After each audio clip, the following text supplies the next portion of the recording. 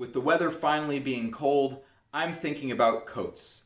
Specifically, I'm thinking about Joseph and his coat of many colors that he gets from his father, Jacob, in this week's Parsha Vayeshev. Joseph has this beautiful coat, and his brothers, the Torah tells us, hate him because of it. They hate him to the point where they can't even talk to him. The Torah says they can speak to him no words l'shalom, no words of peace. They can't say anything nice. They can't talk to him at all. It's such a sad thought to think that family that's supposed to love each other is unable to communicate. But believe it or not, Jewish values might actually tell us if you can't say anything nice, don't say anything at all.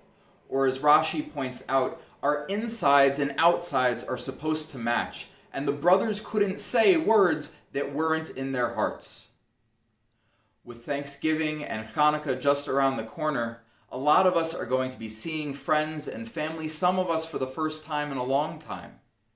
And discussion of politics and past hurts and all of these little tensions sometimes come out. So how can we still find a way in our hearts to be able to speak words of love and peace, of shalom, to our friends and family and the people who are important to us in our lives? I would recommend taking the rabbi's advice from the Talmud, Dan et kol ha'adam l'chaf zechut, which means judge every person favorably. But if you change the emphasis just a little, dam et kol ha'adam l'chaf zechut, you can read the same words to mean judge a whole person to judge them favorably. People are not just our interactions with them. There's a complex life that every person is living. Maybe there's something going on at work. Maybe there's something going on with health. Maybe somebody just stepped on their toe or gave them a bad look earlier. Maybe the person said what they said or did what they did because they really thought they were doing something good and trying to help. Or maybe, like the rest of us, they're human and they made a mistake. And if given the chance, they would do what they could to repair it.